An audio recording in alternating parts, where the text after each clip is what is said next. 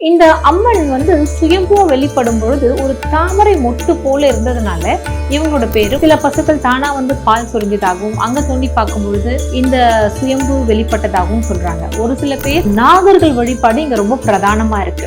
ராகு கேது தோஷம் நிவர்த்தி எல்லாம் இங்க பண்ணப்படுது. அங்க சுத்தி வரும்போது உற்சவர் சிலையும் இருக்கு. மத்தபடி விநாயகர், முருகர், ஹனுமன் அவங்களுக்கு எல்லாம் தனித்தனி சந்நிதிகள் இருக்கு. எல்லா விக்கிரகங்களும் ரொம்ப அழகா இருக்கும். அதே போல அதை தாண்டி வந்தீங்கன்னா சப்த கண்ணீர்களோட வழிபாடும் நம்ம பார்க்கலாம். கட்டுமானத்தின் வலிமை, கட்டிடங்களின் பாதுகாப்பு. ஸ்ரீ துர்கா டிஎம்டி கம்பிகள்.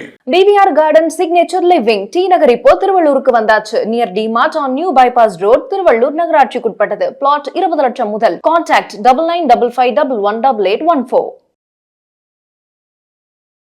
பக்தி கஃபே தமிழ் நேயர்களுக்கு வணக்கம். தமிழகத்தோடைய தொன்மையான கோயில்களை பார்த்துட்டு இருக்க இந்த டெம்பிள் டேல்ஸ் செக்மெண்ட்ல இன்னைக்கு நம்ம பார்க்க போறது ரொம்ப முக்கியமான ஒரு சக்தி பேஸ் பண்ண ஒரு ஸ்தலம். மயிலாப்பூர்னு சொன்ன உடனே நமக்கு ஞாபகம் வருது கபாலீஸ்வரர் கோயில் தான். இந்த மயிலாப்பூரை கிட்டத்தட்ட 1000 வருஷமா காவல் காத்துட்டு இருக்க ஒரு சக்தி தெய்வம் இருக்குன்றது தெரியுமா? இங்க இவங்க சிலையா இல்ல, சுயம்புவா இருக்காங்க. நாகங்களால வழிபடப்பட்டிருக்காங்க. இங்க ஒரு காவல் தெய்வமா இருந்திருக்காங்க அப்படின்னு சொன்னா அது எவ்வளவு ஸ்பெஷல் இல்ல? இதுதான் மயிலாப்பூர்ல இருக்க முண்டக கன்னியம்மன் திருக்கோவில்.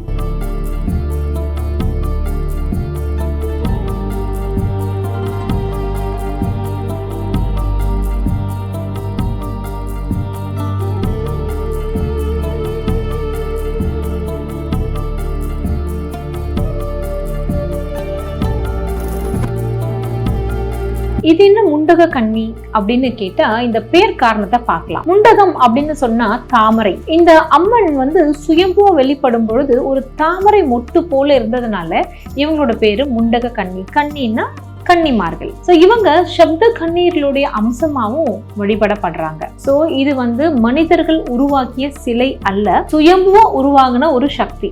அதனால இது ரொம்ப ரொம்ப பவர்ஃபுல்லான ஒரு டெய்டி. இது தோன்றினத நிறைய விதமான கதைகளா சொல்றாங்க. ஒரு சிலர் என்ன சொல்றாங்கன்னா, பசுக்கள் இந்த பக்கம் மேய்ஞ்சிருக்கும் பொழுது சில பசுக்கள் தானா பால் சொரிஞ்சதாகவும் அங்க தோண்டி பார்க்கும் பொழுது இந்த சுயம்பு வெளிப்பட்டதாகவும் சொல்றாங்க. ஒரு சில பேர் கிணறு வெட்டும் பொழுது அந்த கிணத்துல இருந்து இந்த சுயம்புவான இந்த சிலை கிடைச்சதாகவும் சொல்றாங்க.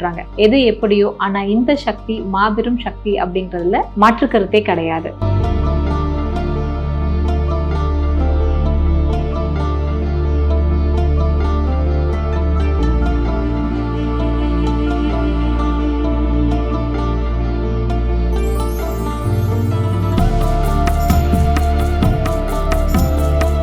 ஆரம்ப காலத்துல இங்க பெரிய கோவில் எல்லாம் இல்ல. இந்த சுயம்புவா இருக்கக்கூடிய இந்த சிலையை வச்சு வழிபாடு பண்ணிட்டு இருந்திருக்காங்க. அப்போ எப்பவுமே இந்த பின்னாடி இருக்க அந்த புற்றுல இருந்து அம்பால வழிபட்டதா சொல்லப்படுது. ஆக இங்க இப்பவும் பாத்தீங்கன்னா நாகர்கள் வழிபாடு இங்க ரொம்ப பிரதானமா இருக்கு. ராகு கேது தோஷம் நிவர்த்தி எல்லாம் இங்க பண்ணப்படுது. இந்த கோவிலுக்கும் திருவள்ளுவருக்கும் கூட ஒரு தொடர்பு இருக்கு. திருவள்ளுவர் கோவிலுக்கு ரொம்ப பக்கத்துலதான் இது அமைஞ்சிருக்கு. சோ ஆன்மீகமும் இலக்கியமும் ஒரு சேர அமைய பெற்ற ஒரு கோவிலாவும் இதை நம்ம பார்க்கலாம். இந்த கோவில்ல தரிசிச்சா என்ன பலன்கள் எல்லாம் கிடைக்கும்னு பார்க்கலாம். இங்க இந்த அம்மனை வழிபடும் பொழுது திருமண தடை நீங்கும், குழந்தை பாக்கியம் கிடைக்கும், தோல் மற்றும் கண் சம்பந்தப்பட்ட கோளாறுகள் நீங்கும். இது தவிர வாழ்க்கையில ஒரு அமைதி, செல்வங்கள் கூடும் அப்படின்னு சொல்றாங்க. ஆடி வெள்ளி, அமாவாசை, பௌர்ணமி போன்ற நாட்கள்லாம் இங்க சிறப்பு வழிபாடு நடைபெறுது. இந்த கோவில் ரொம்ப பெரிய கோவில்லாம் சொல்ல முடியாது. கோவிலுக்குள்ள நீங்க நுழைஞ்சாலே அங்க இருக்கிற இந்த அம்மன், அதாவது வெள்ளி சாத்தப்பட்ட அம்மனை நம்ம பார்க்கலாம். அதே போல இங்க கோவில்ல ரொம்ப முக்கியமான விஷயம் என்னன்னு கேட்டீங்க அப்படின்னா, இன்னைக்கும் கூட அந்த கருவறை மட்டும் ஓலை வேயப்பட்டு தான் இருக்கு. இது இப்படிதான் இருக்கணும்னு அமைய பெற்றிருக்கு. இதை நம்ம இன்னொரு கோவிலோட கூட ஒப்பிட்டு பார்க்கலாம். அதாவது நம்ம நாகர்கோயிலை பத்தி ஏற்கனவே பேசியிருக்கோம். அந்த நாகர்கோயிலையும் நீங்க பாத்தீங்கன்னா இன்னைக்கும் கருவறை ஓலை தான் வேயப்பட்டிருக்கும். சோ நாகங்களோட கனெக்ஷன் இந்த ரெண்டு கோவிலையும் நம்மளால பார்க்க முடியுது. அதே போல இன்னொரு முக்கியமான விஷயம் என்னன்னு கேட்டீங்கன்னா, இந்த கோவிலை சுத்தி மூலவரை சுத்தி வரும்பொழுது அங்க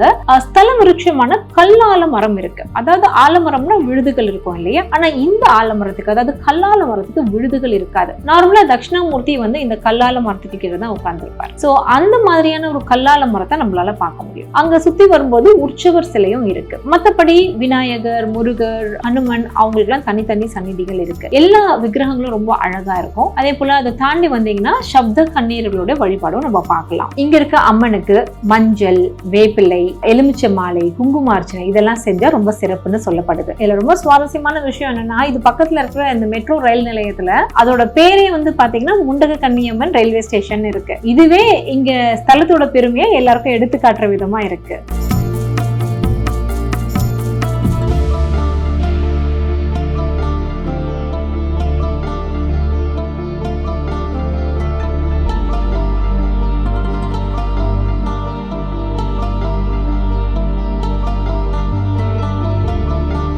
அடுத்த முறை மயிலாப்பூர் போனீங்கன்னா கட்டாயம் கபாலீஸ்வரரோட சேர்த்து முண்டக்கன்னியம்மனையும் நீங்க தரிசிச்சுட்டு வாங்க. தாமரை மொட்டா இருக்கக்கூடிய இந்த அம்மன் நம்மளுடைய வாழ்க்கையிலயும் எல்லா நலன்களையும் கொடுத்து நம்மளையும் மலர செய்வாள் அப்படிங்கறதுல எந்த சந்தேகமும் இல்லை. நீங்க முண்டக்கன்னியம்மன் கோயிலுக்கு போயிருக்கீங்களா? உங்களுடைய எக்ஸ்பீரியன்ஸை எங்க கூட ஷேர் பண்ணுங்க. அடுத்த ஒரு அருமையான கோவிலோட உங்களை நான் சந்திக்கிறேன். நன்றி, வணக்கம்.